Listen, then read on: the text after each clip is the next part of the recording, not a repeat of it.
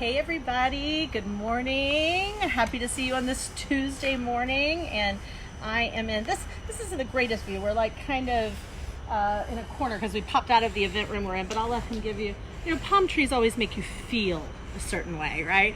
So I am in the Bahamas at the Atlantis Resort, and this is kind of how this works. I'm here working. It's nice because I'll get a few days on the front end and the back end not to work and enjoy my time. My son is here the whole time.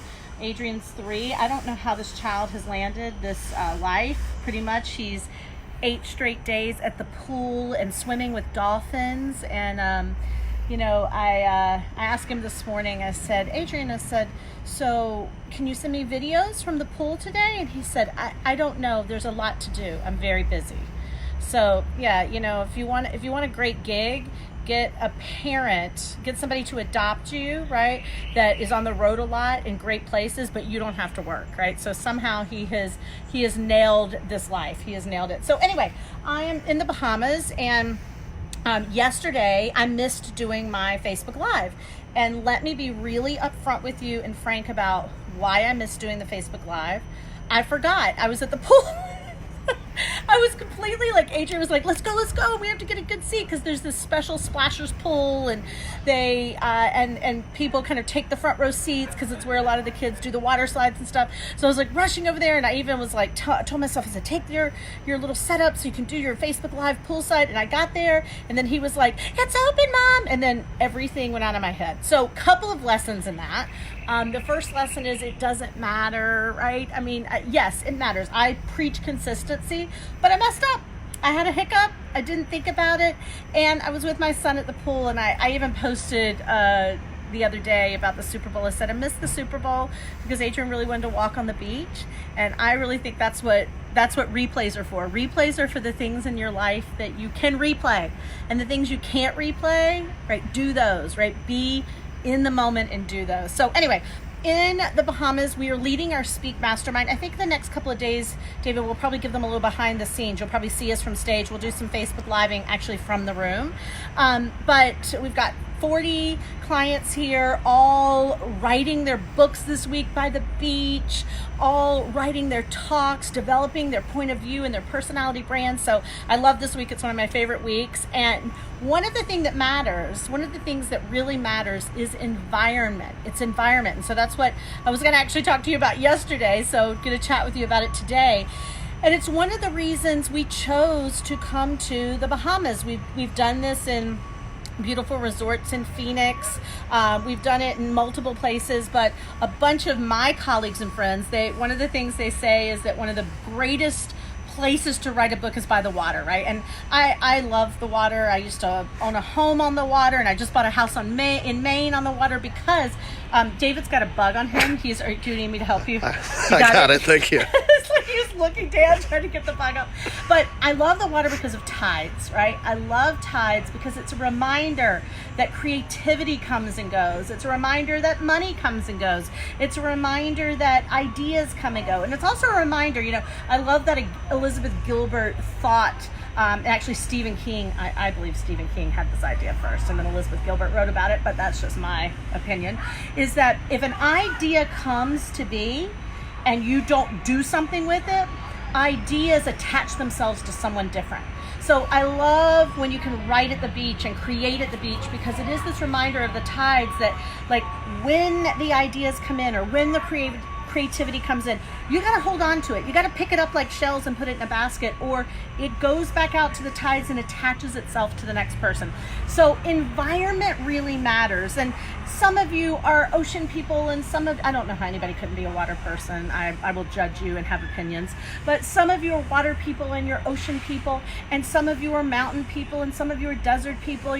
Larry, my buddy Larry, and I were leading this particular training together, and he's a desert guy. He's a open fields and mountain kind of guy. His wife is coming because she loves to sit on the beach, and I'm a beach person. But you have to find an environment that inspires you. And one of the things after 11 years of doing this that I see people do all the time is they're not experiencing the world. They don't understand why people don't want to work with them, and people don't connect with them, and it's not easy for them to close or easy for them to get clients.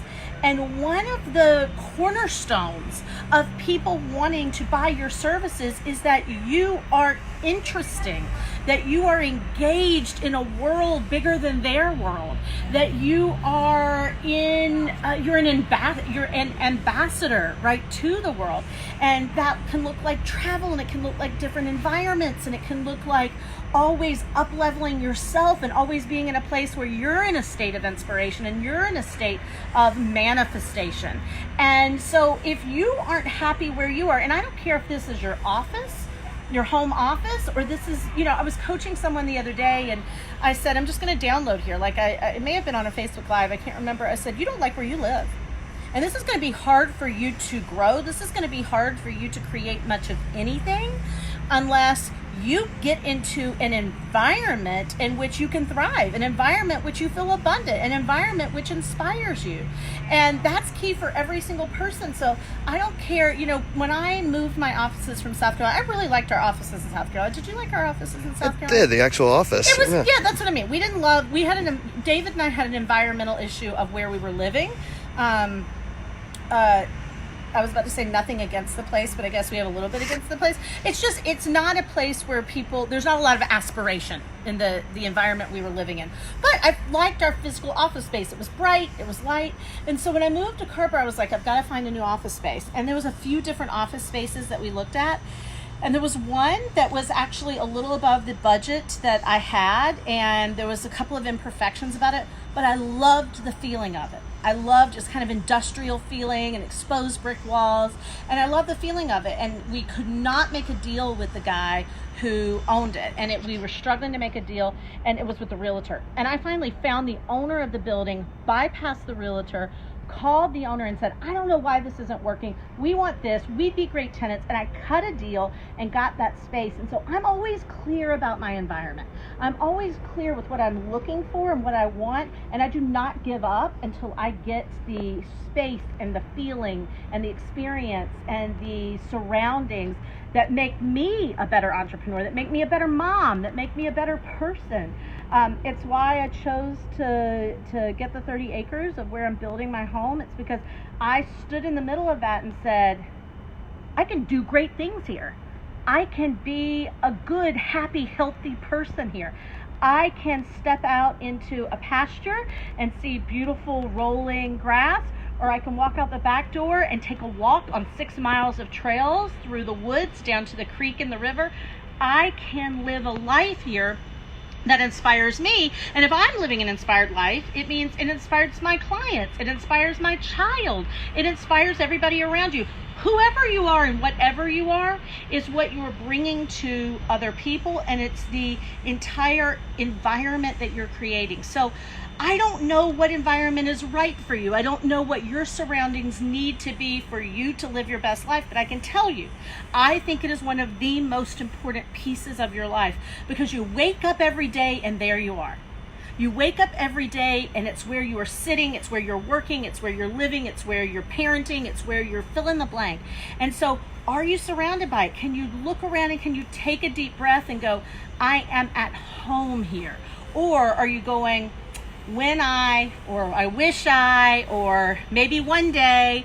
And if that's what's happening, you are never going to be living your full potential. You're never going to be able to impart that on your customers and clients.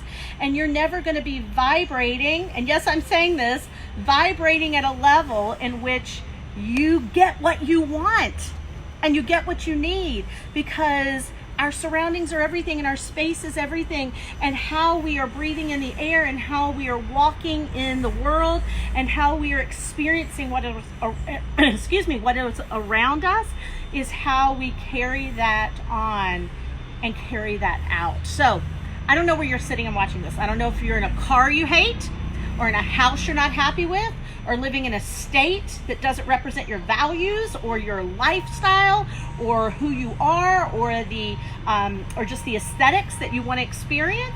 I don't know if you're sitting in an office that you hate the walls, or it's been cluttered and you feel like, oh, one day when I get this clean, I'll feel more inspired.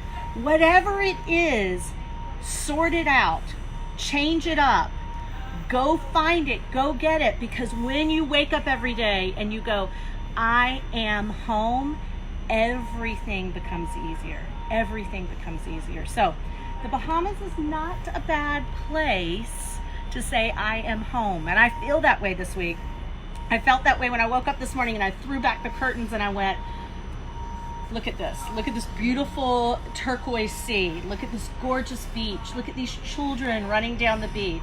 I am home here. Let's do great work. Let's get started today. So I hope you find the same for yourself, and I hope I've triggered you a little bit for you to go, I don't like where I live, or I hate the car that I drive around in, or I hate that I've let my office get this way, or I'm living somewhere that I don't have to live and I don't want to be here because where I really want to be is fill in the blank.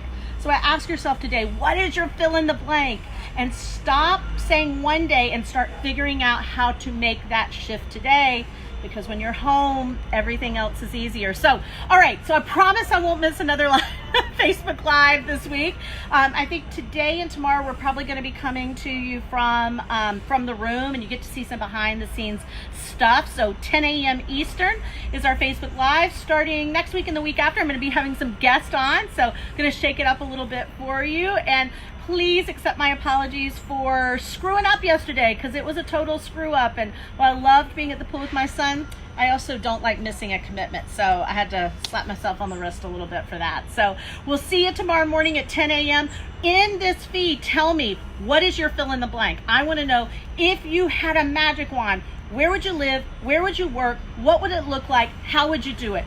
Put it here so we can all hold that space for you, and we can all hold that intention for you, and then go take action on that intention, because you can live, be, and do whatever you want to, wherever you want to.